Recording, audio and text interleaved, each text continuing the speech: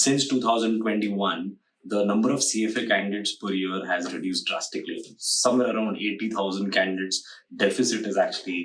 There is a drop, there is a noticeable drop, but you have a hot job market that if you want a job, you'll get a job.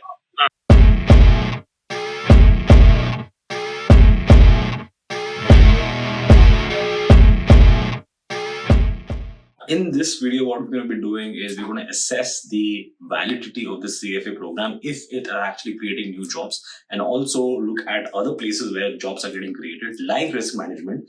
And at the end, I would like to share my own experience after doing CFA program after 15 years of experience. The first time I've actually seen the financial risk manager certification by GARP, right, has had the highest amount of increase in the number of candidates. In fact, Indeed actually had posted this news article saying that the risk managers and the portfolio manager were the top paid positions in finance. Also, there was an article from an insider of CFA Institute which claimed that the demand is actually falling off the cliff. And the reasons which was actually cited was the long hours and the long years of commitment before you actually can start working in the investment field, and plus the whole idea of doing so many qualifications just to get started and then the benefits after that reduce. If we actually look at the survey which was given by the CFA Institute, it was an impact survey conducted by the CFA Institute, and I was actually very confused as to what exactly this survey meant. So we actually read that survey, and some of the important points that are actually mentioned in the survey is that 70% of the candidates say that the program made a difference on their compensation growth, right?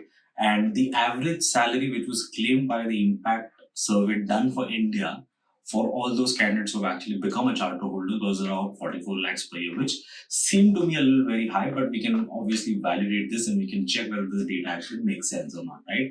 A new charter holder with 6 years of experience earns about 28.6 lakhs. This also, in my opinion, was a still slightly more overstated number, because I will present you other data points from the industry which obviously is a little more opposite, or probably a little more lesser than what the CFA Institute. And the last statistic that is actually mentioned in this is 70% of salaried candidates are expecting an increment, right? Now, my whole problem with this impact survey, which is given by CFA Institute, sounded more like an advertisement and sounded more desperate, was because none of these candidates, none of these data points are actually validated by CFA Institute, right? Because you can't really claim whether this actually has been audited or not. It sounded more like a general statement, right?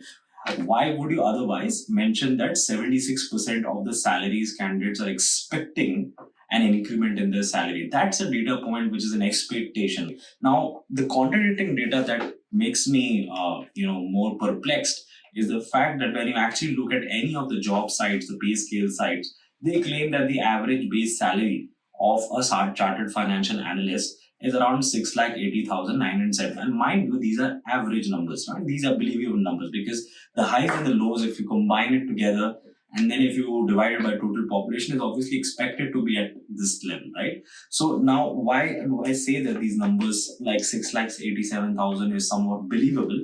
Is because if you actually compare this with even a chartered accountant salary, an average salary of a chartered accountant, it comes out to be somewhere around 8,68,000. Now, if that is not true, and if we are saying that the CFA program gives more salary, right, then it cannot be greater than the chartered accountant salary, because the chartered accountant is much more respectable, and in terms of the variety of jobs that they do, they obviously are held in high regards in India, right? So how can a CFA charter holder with 4 years of experience, right, in the industry, in the same industry that I have worked, can earn somewhere around 28 to 26 lakh, right? Now, if you look at the salary levels of the financial risk management certification, which is somewhat easier because it only has 2 parts, and plus the huge demand in the risk management industry, which has taken up majorly, has been taking up since 2008, since the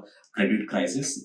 The need for risk management has increased overall, right? And plus 2019, late 90s, when the COVID pandemic happened, a lot of these financial models, the machine learning models, the credit models, which are implemented in these organizations, were failing big time. So there was a need to hire more risk management professionals who would also validate these models, right? So you can actually see there are a lot of jobs in model risk validation, right? Plus the overall requirement, regulatory requirement also instills the requirement to hire more risk professionals, right?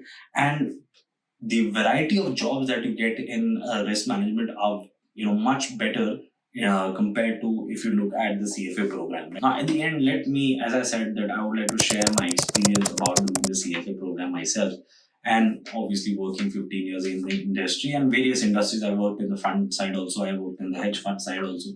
I have worked in the product side also, and finally, I'm also into education. Right. So my assessment is that if you ask me whether if I had not done the CFA program, would I have been able to generate that much wealth, or would I have been able to do the same things which I did? My answer would be yes and no. So the level 1 program definitely helped me in setting my standards of basic knowledge of the industry, basic knowledge of financial statements, basic knowledge of quantitative methods. And that laid the foundation for me to be able to read a lot of advanced books in ratings, investments.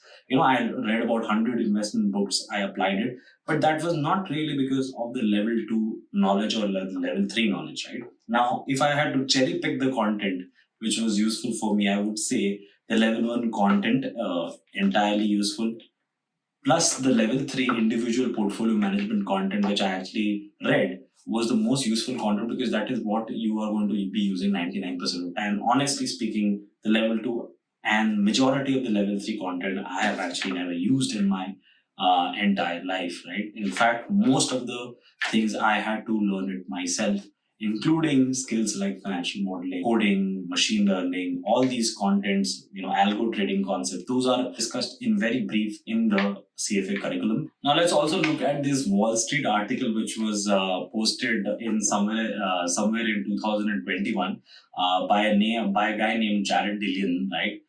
It's a Bloomberg article, and although this article might sound a little more biased, but some of the points of the article did make sense, in which he claimed that the amount of time that you're actually spending on preparation of this content, the number of years, right, versus the use case of the content that you're doing is only till the interview, right? And I would probably second that, because a lot of the jobs in the industry do not require you to actually have all the 3 levels of CFA program, right? You just need to have the first level of the program to actually get into the industry. But if you actually think it through further, right, why is the CFA level 1 candidate getting a job, right, and level 2 and level 3 is not required? Is because if you see, the entry level requirements are common across qualifications. So even if you've done MBA finance, even if you've done BCom, even if you've done CFP or you've done CA, the common understanding is that in the financial services industry, you need to have the basic knowledge of financial statements, you need to have the basic knowledge of accounting, the basic knowledge of quantitative methods, and basic knowledge of DCF valuation, right? So in essence, it's not really about the CFA program, but it's in general the requirement of the industry itself. Now on the other side of it, if you ask me about the flaunt value of the CFA program, definitely if you get a charter holder, the designation, it really helps you in getting some decent respect in the industry. Now that would be applicable for me because I did not do a very premium graduation. I was not passed out from London School of Business or London School of Economics. I'm not from St. Stephen's. So from that perspective, CFA program in terms of flaunt value also might be useful. But if you're already holding a qualification which is respectable, let's say you're from the IIMs, or maybe you're from St. Stephen's, or you're from Sridham's, maybe or maybe you already are a chartered accountant or a CPA, then I would not find a lot of value in doing the CFA program completely. Maybe the level 1 program is definitely useful, but beyond the level 1 content, I really do not see any use. Compared to that, the FRM program is pretty short, right? I would not really vouch for the entire content, but given the fact that the pass rates are up at about 51%, and the growing demand of risk management is increasing, and plus the added benefit that even after FRM I can still getting into equity research, I see that in the going future the FRM program is going to hold more value and is going to have more use cases than the CFA program. If you haven't still subscribed to our channel, please do the honors of subscribing and liking our channel and sharing the content so that this information can be shared with more students who might be in this confusion between CFA. And also I come up with a video every week, sometimes on tutorials, sometimes on these career related discussions. Help us spread the word.